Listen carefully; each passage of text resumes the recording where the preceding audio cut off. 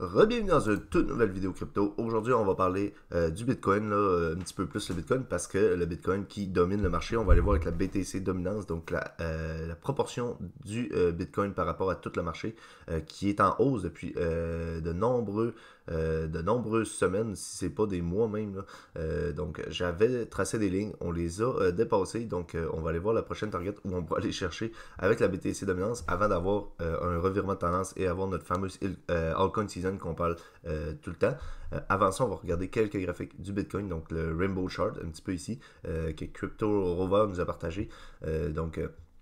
Qui nous dit êtes-vous prêt pour ce qui va arriver prochainement avec le Bitcoin. Donc toutes les lignes donc de l'arc-en-ciel, on appelle ça un arc-en-ciel parce que on trace toutes les couleurs un petit peu comme un arc-en-ciel et chaque couleur a sa signification, là, comme par exemple le mauve bleu en bas là, c'est quand on parle du Bitcoin comme s'il était mort, et c'est les grosses zones d'achat où c'est le meilleur pour acheter. Le halving, c'est les lignes, évidemment, les quatre lignes ici.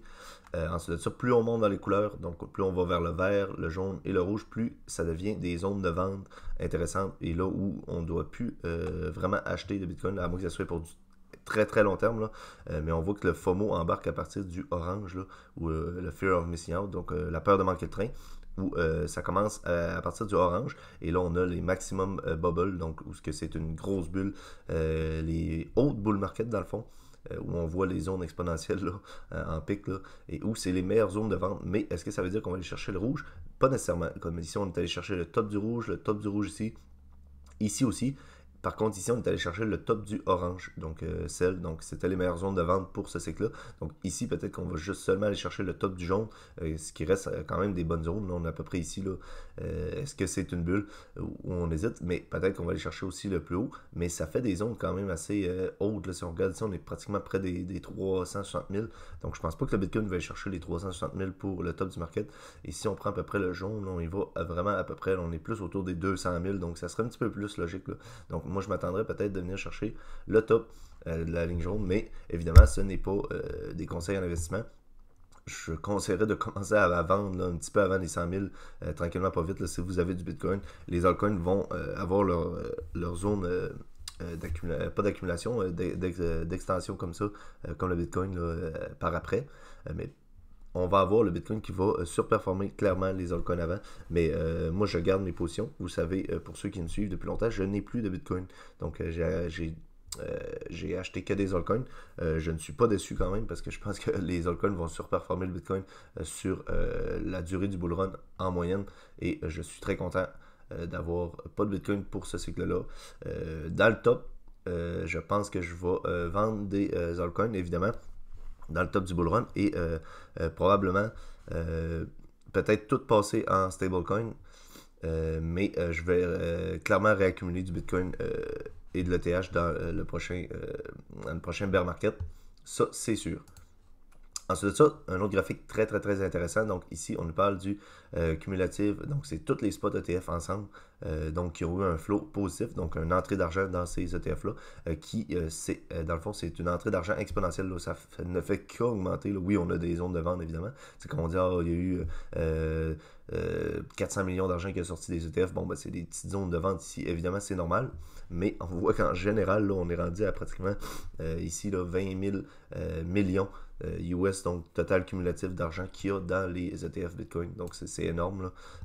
On voit que les ETF, donc c'est très très positif parce que ces ETF-là nous confirment que les gens sont intéressés à acheter du Bitcoin. Ensuite de ça, ici, on a le Global Money Supply, donc qui a touché un nouveau all-time high à 107 trillions de dollars. Donc le total money, le global money, là, donc on voit ici en noir et en rouge, on aurait la Bitcoin RHS. Et il nous parle que le Bitcoin va suivre parce que lorsqu'on a ici le global money qui augmente, donc plus d'argent qui est mis sur le marché. Donc, on voit qu'ici, on a eu une augmentation avec la ligne noire. Ben, on a le Bitcoin qui a suivi. Ensuite de ça, on a stagné ici un petit peu. On a eu le Global Money qui a augmenté, donc la M2 qui a augmenté récemment. Et on a le Bitcoin qui n'a pas encore nécessairement suivi autant. Donc là, je pense qu'ils sont pas mis sur les mêmes durées de temps. Là. Donc la noire, on n'est pas encore en novembre, là, on serait plus octobre ici. Là. Et je pense que la rouge, ben, on pourrait la décaler la mettre ici. Là. Mais le Bitcoin suit un petit peu toujours, mais un petit peu décalé, donc par après. Donc ici, on a eu notre hausse et je pense que le rouge, oui, on est déjà par après, mais je pense qu'on sera encore un petit peu plus par après la hausse, là, si on se fie au temps ici. Donc ça, c'est pour le Global Money Supply. Ici, un autre aspect très intéressant avec les ETF, donc on a parlé tantôt, qui nous dit que BlackRock qui a acheté plus de Bitcoin la semaine dernière, donc il nous parle de this week, mais c'est la semaine dernière ça, que tous les autres ETF ont vendu. Donc ça veut dire que la semaine dernière, le total des ETF, la majorité ont vendu, et même si la majorité ont vendu, et pratiquement toutes ont vendu, toutes les ETF pratiquement ont vendu, ben BlackRock a quand même plus acheté en termes d'argent que tous ces ETF-là qui ont vendu. Donc, ça vous donne une idée de BlackRock à quel point c'est énorme, c'est gigantesque. Et ça, c'est très, très, très positif parce que BlackRock, dans le fond, a ravalé toute le ravalement baissier qu'il y a eu à cause que les autres ont vendu. Ben, lui, il a tout racheté ça, donc on l'a pratiquement pas senti. Et là, on nous parle que BlackRock ont présentement 23,5 milliards en Bitcoin dans leur ETF. Donc, ça, c'est une preuve qu'il y a énormément de demandes face à ces ETF Bitcoin-là. Donc ça, c'est hyper positif. On va terminer ici avec la BTC Dominance et le Total 3, on va aller voir après. Donc la BTC Dominance, vous voyez, on est sur une montée en flèche là, depuis très très longtemps. Là. Et les lignes, pour ceux qui ont déjà suivi mes vidéos, vous le savez, j'avais tracé ces lignes-là. Donc cette charte-là nous montre la BTC Dominance. Donc, le pourcentage du Bitcoin par rapport au marché. Donc, Bitcoin prend pratiquement 58,4% du marché total. Et donc, toutes les altcoins après vont prendre 42%, donc le restant. Donc, c'est énorme, là, le Bitcoin. C'est juste énorme. C'est pour ça qu'on dit que c'est lui qui mène le marché, parce qu'il prend plus que 58% du marché. Donc, ça, c'est énorme.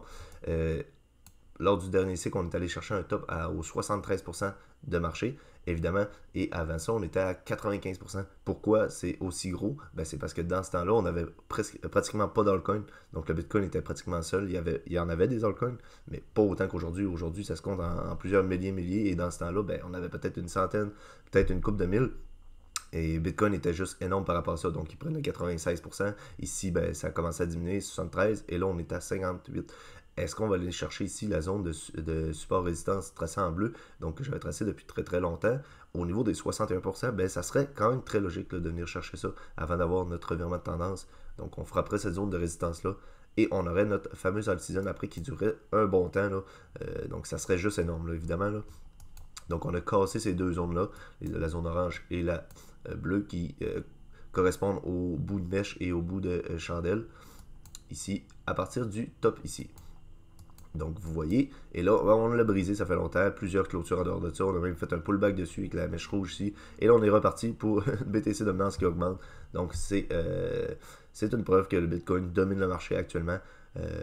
Si on vient voir ici le Total 3, ben, on va le voir sous un autre angle, là. Le Total 3 qui n'a pas augmenté depuis très longtemps, évidemment, parce qu'on vient de voir la BTC dominance qui domine. Le Total 3 qui dominait plus par rapport à ici, là, au mois d'avril, on avait une faiblesse au niveau de la BTC dominance un petit peu, et c'est les altcoins qui ont pris le dessus, tout dans cette zone-là à peu près. Là. Et ensuite de ça, on a eu un rejet où là, la BTC dominance a vraiment pris du dessus. Mais là, on voit ce qui est intéressant avec les altcoins, c'est qu'on traîne dans ce range-là. Là, je l'avais tracé avec vous dans les dernières semaines, derniers mois. Là. Donc, on traîne dans cette range-là où on vient chercher le plus haut, plus bas, plus bas, plus haut, plus bas. Donc, toujours avec des mèches, des clôtures par-dessus ça. Et des clôtures ici, pratiquement en dessous. La part ici, on est venu faire un ravalement par après. Là. On n'a pas une bougie complète qui est venue ravaler ça, mais on a eu une réintégration dans cette zone-là assez brusque. Mais là, on voit qu'on fait plusieurs. Là. Ça fait plusieurs semaines qu'on est là-dedans. Là. Donc, si on prend la petite règle ici, donc, on a rentré ici, et là, ça fait pratiquement 133 jours qu'on est dans ce range-là par rapport aux altcoins. Donc, je pense que pour les altcoins, c'est une excellente zone de DCA. Tout là-dedans, là, notre précédente zone de DCA, évidemment, si vous n'étiez pas dans le market, c'était ici les meilleures zones d'achat pour les altcoins. On a eu notre cassure ici, pullback, énorme explosion. Si vous l'avez vécu, ça, c'était assez incroyable. Et ensuite de ça, ben, là, on est rendu ici. Donc, je ne conseillerais, évidemment.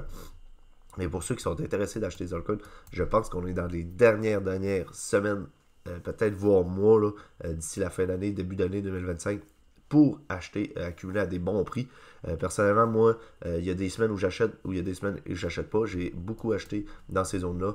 Quand même, continuer à acheter ici en montant un petit peu. Et là, j'ai ralenti un petit peu parce qu'on est quand même dans des zones assez hautes. Là. Ça dépend des semaines, là, pratiquement. Si je vois vraiment une baisse, je vais acheter. Et sinon, c'est pas très grave. Comme cette semaine, je ne le sais pas encore. Mais ça va vraiment dépendre de semaine en semaine. Mais pour ceux qui n'ont pas encore acheté, je pense que ça reste des bonnes zones encore. On risque d'avoir des bons rendements lors de ce bull run-up par rapport à plusieurs altcoins. Donc faites vos recherches quand même. J'espère que cette vidéo-là vous a plu. N'hésitez pas à laisser un j'aime, un commentaire si ça vous a plu. Vous pouvez aussi vous abonner, évidemment, ça donne la force.